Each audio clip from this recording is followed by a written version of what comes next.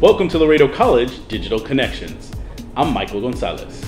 Our intent with Digital Connections is to share with you the very latest news and information from Laredo College. On this edition of LCDC, we will discuss the effects of the COVID-19 pandemic on our local economy and what measures are being utilized to aid in our recovery. The Laredo College Economic Development Center has assisted business and industry with training and education for many years in an effort to keep our local economy growing. One of the college's closest partners over those years has been the city of Laredo. So, to provide us some insight on the current status of our economy as well as our outlook for the future, we have on the program Mr. Teclo Garcia, Economic Development Director for the city of Laredo. Mr. Garcia, thanks for joining us on Digital Connections.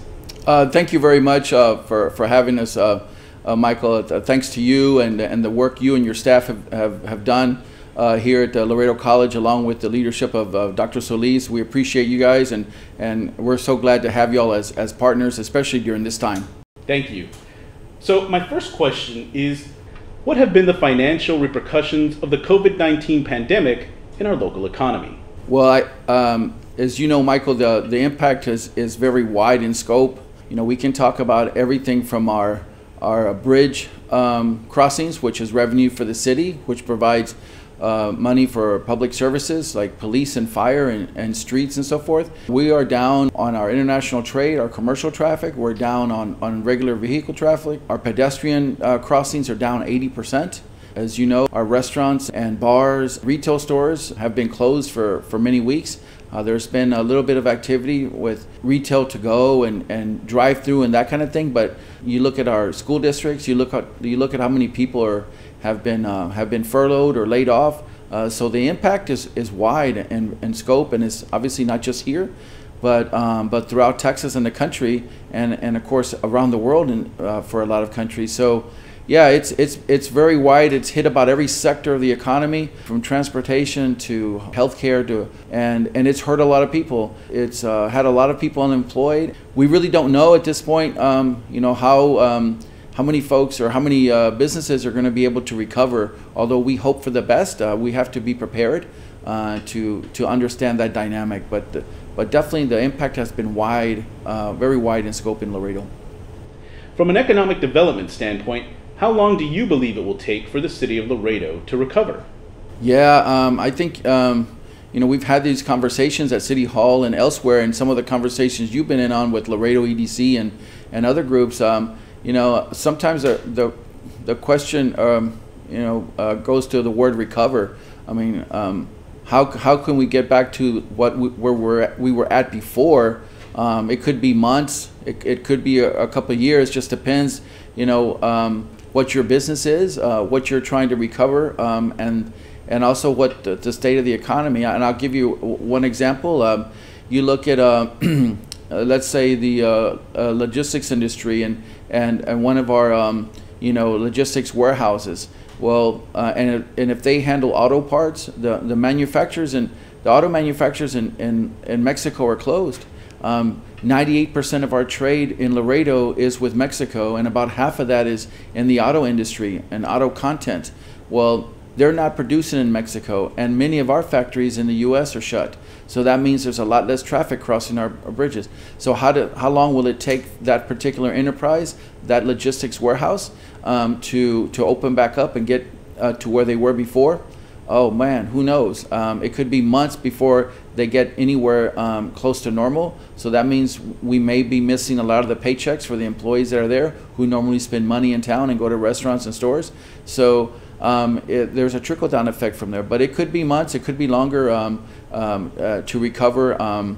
The state of Texas is allowing, you know, folks to go back you know, into business slowly and cautiously. 25% for restaurants, at 50% next week, and so, you know, if we do that, you know, and then the fact that you have to sort of account for people's own concern and worry about health. Do they want to go out to eat? Do they want to go back to work? A lot of customer-facing positions are very difficult, you know, to fill to where they were before, given what we know now about the coronavirus. So again, like from my other question, we hope for the best and hope things can come back quickly, but we just have to keep at it and hope that they can come back to some semblance as soon as possible. The Laredo College Economic Development Center works closely with the City of Laredo Economic Development Department. Are there any upcoming collaborative projects or initiatives in the works to help our local workforce with training or funding? Yes, there is, and let me also say that you have done a great job here at Laredo College reaching out to our small business community with trainings and workshops or seminars, along with the Laredo Chamber of Commerce, also our Mile 1 group, Laredo EDC, and the city funds many of those groups, but that they really have done a great job on their own reaching out to their constituents to try to help them as much as possible. We have some things in the works right now. We've been working hard to get funding from the federal government to try to help small businesses.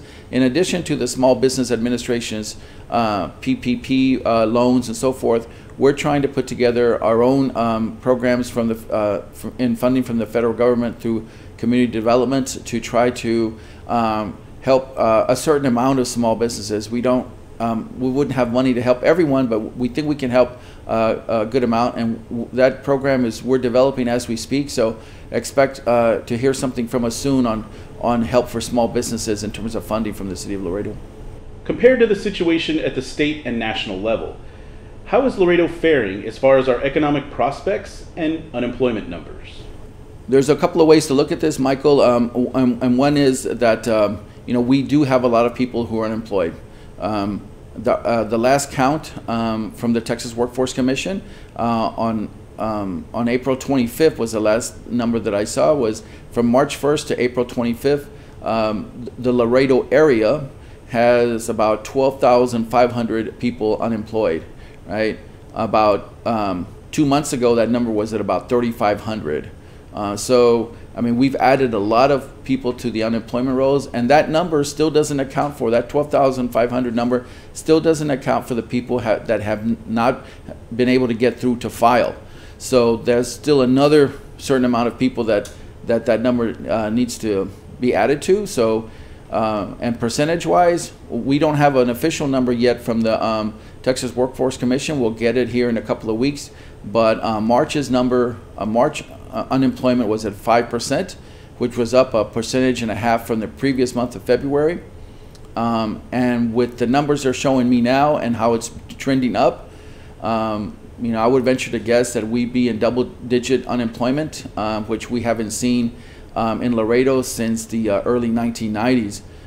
So that's a significant number of unemployed. Going back to your previous question, how soon can we recover? Well, for employment reasons, boy, we really hope we can recover soon because we need to get people back to work. And one other group I forgot to mention is the Small Business Development Center.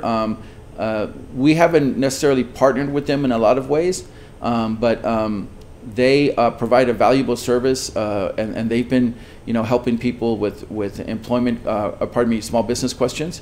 And then, of course, our friends at Workforce Solutions are also doing a great job, and they keep us informed of all the programs they're doing. So, yeah, that's those are all good folks to help when you're trying to get people back to work. Are there any particular industries at the local level that are doing relatively well financially despite the pandemic? If so, are any local jobs being created due to an increase in demand of certain goods or services? Yeah, of course. Right now, our hospitals are doing well in a very sort of unfortunate way because they're caring for so many people. But everyone is hurting. The healthcare industry, especially doctors' offices who are trying to get back into the swing of things, they've been affected. Just about everyone's been affected. I will say that the government sector, for the most part, not everyone, but for the most part, has been able to keep folks employed, if not on the payroll. We haven't seen any sort of large furloughs or layoffs. in the federal, state, or government or local government sectors.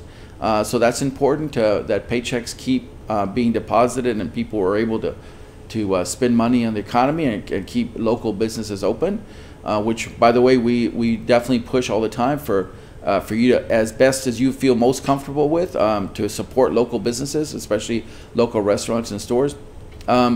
I think the retail sector has been hit very hard, Michael, and however, there are certain micro sectors within the retail that have added jobs, such as for delivery services.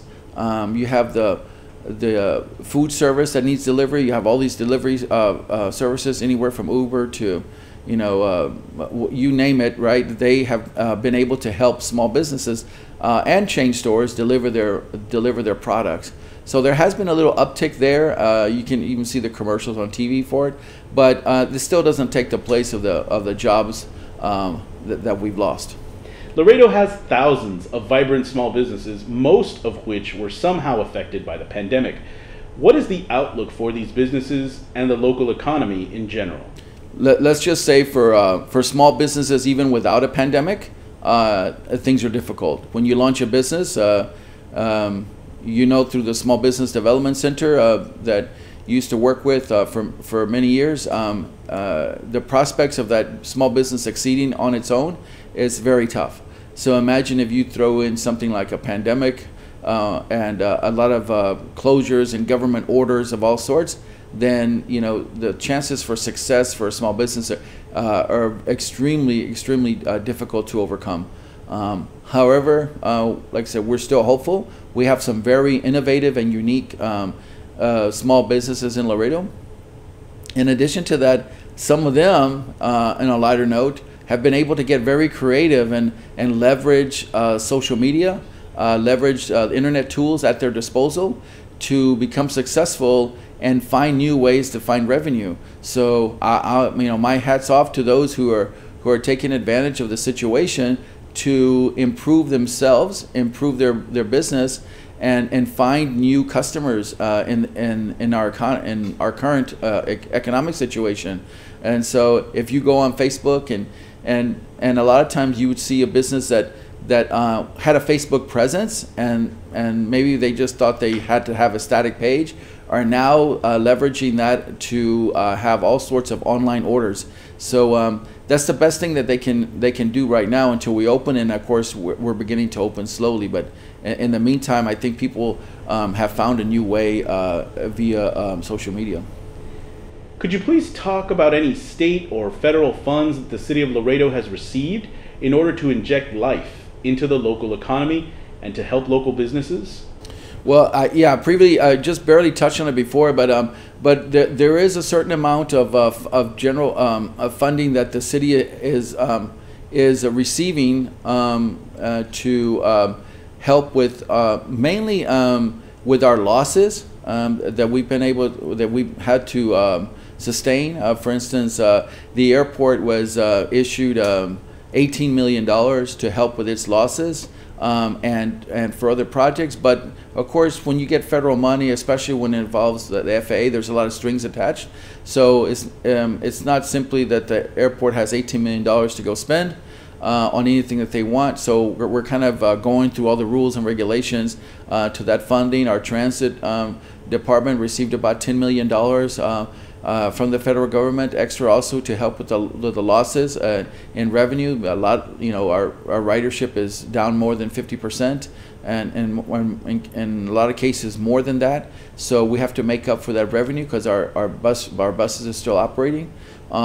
So our community development has also received a few $1 million to help with housing and small businesses, and we're trying to figure out how to get that into people's hands as we speak. So those are some of the examples of the federal monies that we receive. We expect to receive more.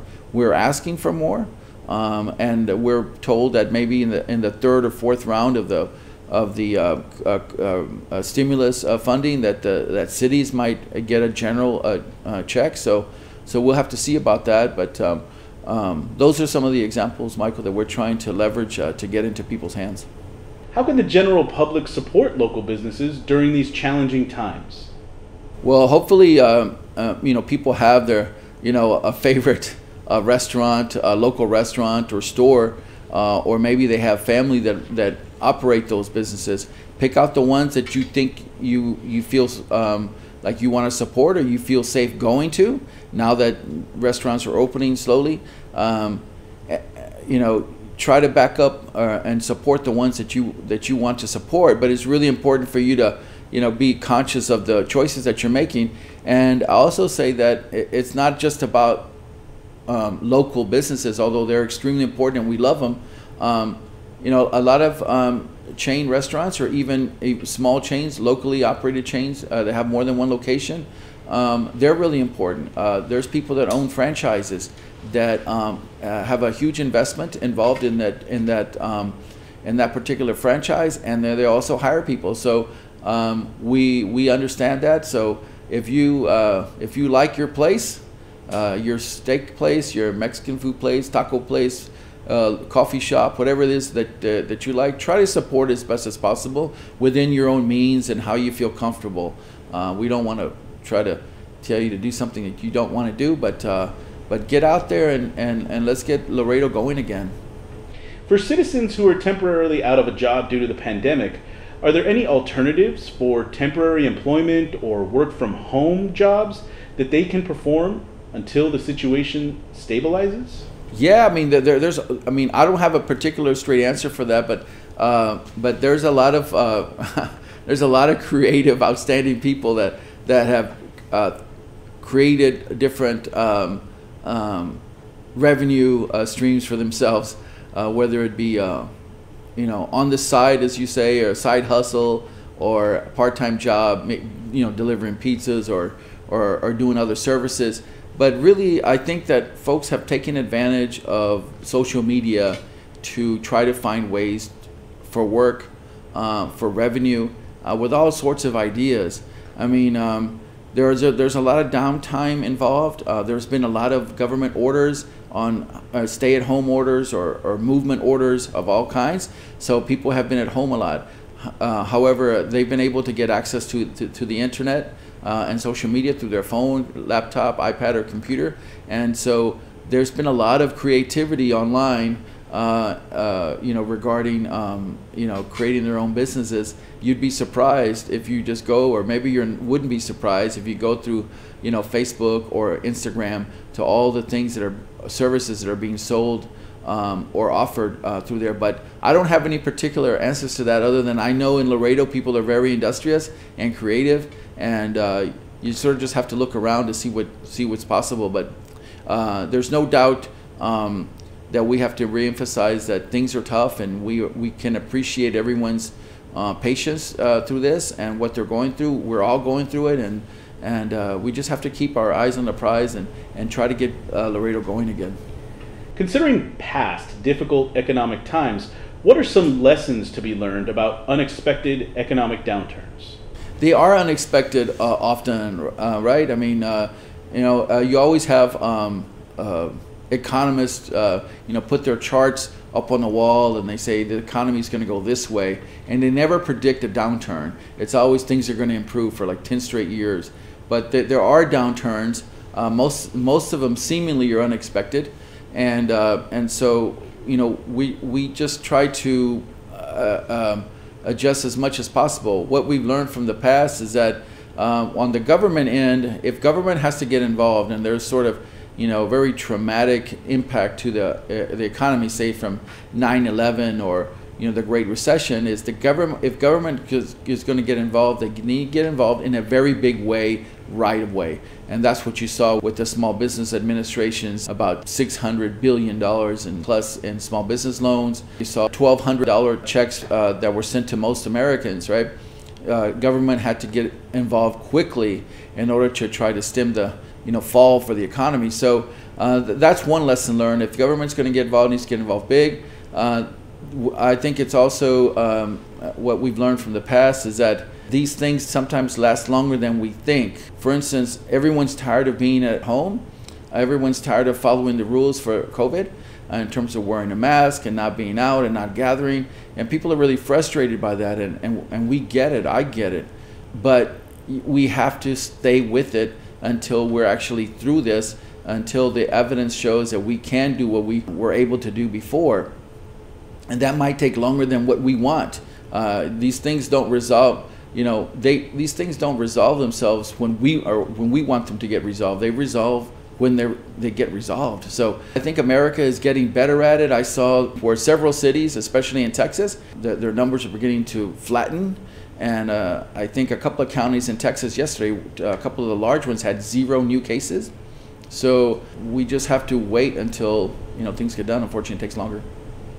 Besides the City of Laredo Economic Development Department and the Laredo College Economic Development Center, what are other free local nonprofit organizations that can be great resources for local business owners and professionals?